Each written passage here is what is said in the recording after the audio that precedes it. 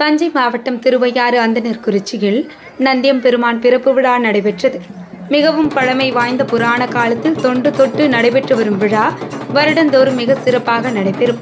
வேதங்கள் முழங்க மேளதாள இன்னிசை கச்சேரியோடு பெருமான் பிறப்பு ஏற்கலைப்பையை கொண்டு பெட்டியை மண்ணோடு சேர்த்து இழுக்கப்படும் நிகழ்வு என்பது குறிப்பிடத்தக்கது.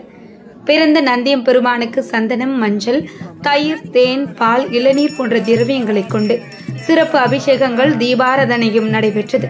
விழாவில் ஆலய நிர்வாகிகள், பணியாளர்கள் மற்றும் 100க்கும் மேற்பட்ட பக்தர்கள், பொதுமக்கள் கலந்து கொண்டு நந்தியம் பெருமானை வழிபட்டனர்.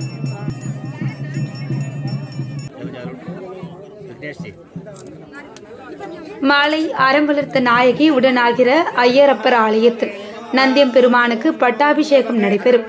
நாளை காலை 5:30 மணியளவில் கண்ணாடி பல்லக்கிலும் நந்தியம் பெருமான் பட்டு வேட்டி, பட்டு சாட்டை அணிந்து மாப்பிள்ளை கோலத்தில் குதிரை வாகனத்தில் அமர்ந்து வானவேடிக்கை இன்னிசை கச்சேரியுடன் திருவையாறில் புறப்பட்டு தில்லைஸ்தானம், கடுவெளி, வைத்தியநாதன்பேட்டை வழியாக கொள்ளிடம் ஆற்றில் இறங்கி அரியலூர் மாவட்டம் திருமழாபாடிக்கு செல்கிறது.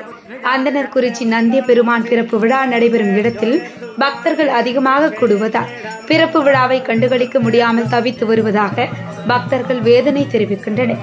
வரும் காலங்களில் பக்தர்கள் அனைவரும் அமர்ந்து பார்ப்பதற்கு நிர்வாகத்தினர் ஏற்பாடுகள் செய்து தர வேண்டும் என பக்தர்கள் கோரிக்கை வைத்துள்ளனர்.